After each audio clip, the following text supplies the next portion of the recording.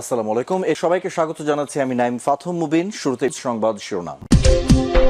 বাংলাদেশের সর্বশেষ গুরুত্বপূর্ণ আপডেট সংবাদে আপনাকে স্বাগত। শুরুতেই সংবাদ শিরোনাম, পরে বিস্তারিত।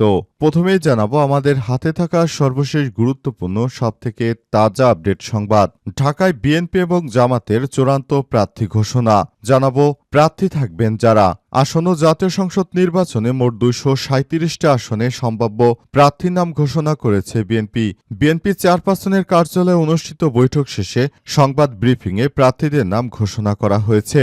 ঢাকা 20 আসনের মধ্যে 13টিতে প্রার্থী দিয়েছে বিএনপি এবং জামাত 19 আসনে প্রার্থী দিয়েছে। ঢাকা কোন আসনে কাকে দেয়া হয়েছে এ বিষয়ে গুরুত্বপূর্ণ সংবাদ জানাবো, সঙ্গেই থাকুন। এরপর জানাবো নির্বাচন পরিচালনা কমিটি ঘোষণা করল এনসিপি।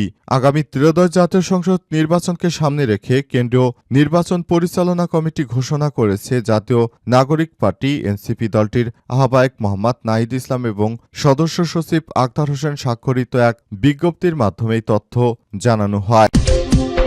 এদিকে জোট করলেও নিজ দলের প্রতীকেই ভোট অধ্যাদেশ জারি। নিবন্ধিত রাজনৈতিক দলগুলো জোট করলেও নির্বাচনে নিজ দলের প্রতীকেই ভোট করার বাধ্যবাধকতা রেখে গণপ্রতিনিধিত্ব আদেশ বা আরপিও সংশোধন অধ্যাদেশ 2025 জারি করেছে সরকার। আইন মন্ত্রণালয় সংক্রান্ত গেজেট প্রকাশ করেছে। জানাবো মনোনয়নকে কেন্দ্র করে সহিংসতা, বিএনপির 4 নেতা বহিষ্কার।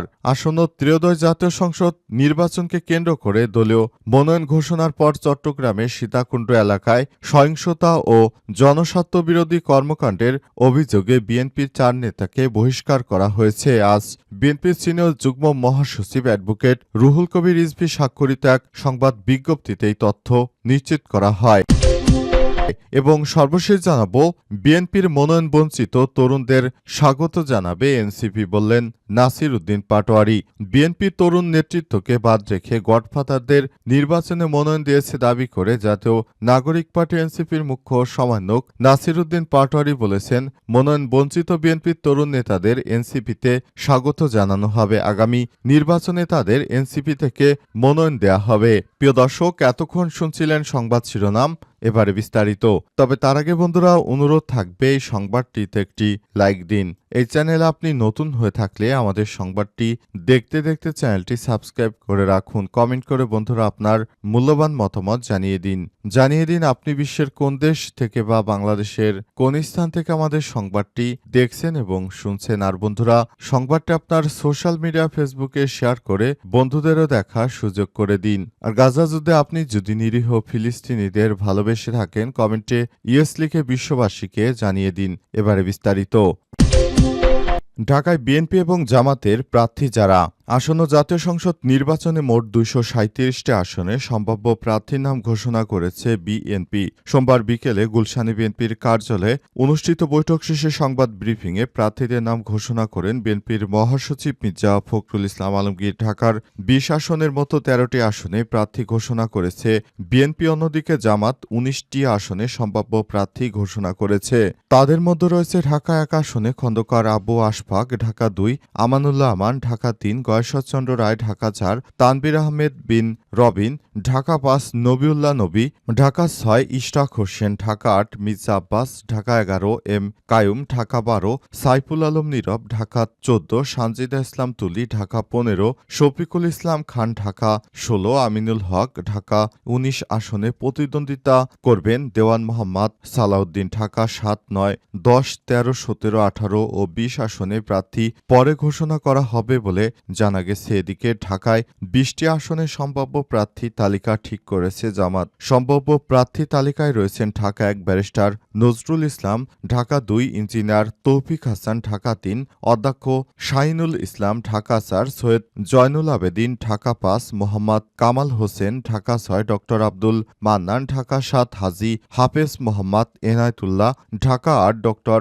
Advocate Helal Uddin, Dhaka 10 advocate Jasim Uddin Sarkar, Dhaka 11, advocate Atikul Islam Dhaka 12, Saiful Alam Khan Dhaka 13, doctor Mohammad Mobarak Hossain Dhaka 14, barrister Arman Dhaka 15, Shafiqul Alam Shafiqur Rahman কেন্দ্রীয় আমির ঢাকা 16, আব্দুল বাতেন ঢাকা 17, ডাক্তার SM খালিদুজ্জামান ঢাকা 17, ঢাকা 18, অধ্যক্ষ আশরাফুল হক ঢাকা 19, আফজাল হোসেন ঢাকা 20, মাওলানা আব্দুর রব।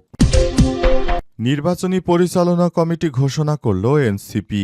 আগামী ত্রয়োদশ জাতীয় সংসদ নির্বাচনকে সামনে রেখে কেন্দ্রীয় নির্বাচন পরিচালনা কমিটি ঘোষণা করেছে জাতীয় নাগরিক পার্টি এনসিপি। মঙ্গলবার 4 নভেম্বর দলটির আহ্বায়ক মোহাম্মদ নাহিদ ইসলাম এবং সদস্য সচিব আক্তার হোসেন স্বাক্ষরিত এক বিজ্ঞপ্তির মাধ্যমে এই তথ্য জানানো হয়। বিজ্ঞপ্তিতে জানানো হয়েছে 2026 সালে নির্বাচনে অংশগ্রহণকে কেন্দ্র করে দলটির সার্বিক প্রস্তুতি, প্রার্থী নির্বাচন, মাঠ পর্যায়ে সমন্বয়, আইনসহ বিভিন্ন কার্যকলাপ পরিচালনা করার জন্য তারা কমিটি গঠন করেছে। এরা নির্বাচনটা সুষ্ঠু ও সুন্দর করার জন্য সব রকমের সহযোগিতা করবে বলে জানা গেছে।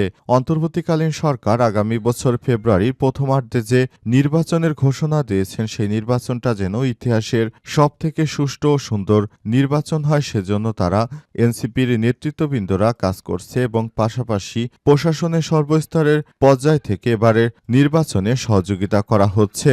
নির্বাচনটা হবে ইতিহাসের সবথেকে সেরা নির্বাচনের মাধ্যমে সরকার গঠন করা হবে এবং এই রাজনৈতিক সরকারের হাতে অন্তর্বর্তীকালীন সরকারের প্রধান উপদেষ্টা দায়িত্ব বুঝে দিবেন বলে জানা গেছে এবং নতুন বাংলাদেশ গঠন করার জন্য তিনি যে ভূমিকা রেখেছেন তার এই ভূমিকা যথেষ্ট কার্যকরী প্রভাব ফেলেছে বাংলাদেশের আগামী ভবিষ্যতে।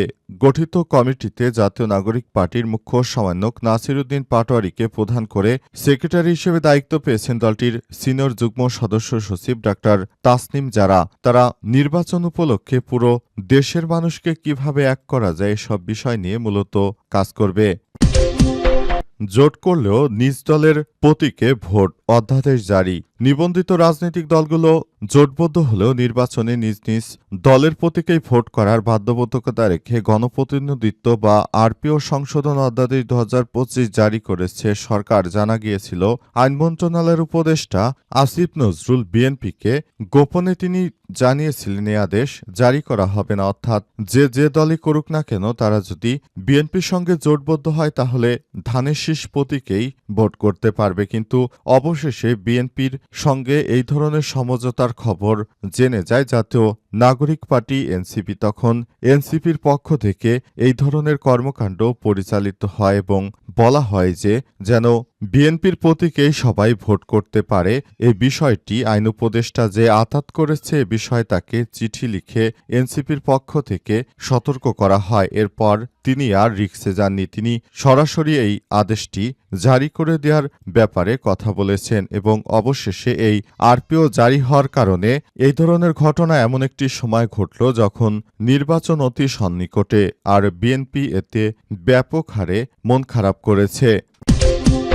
মনোনয়নকে কেন্দ্র করে সহিংসতা, বিএনপির 4 নেতা বহিষ্কার।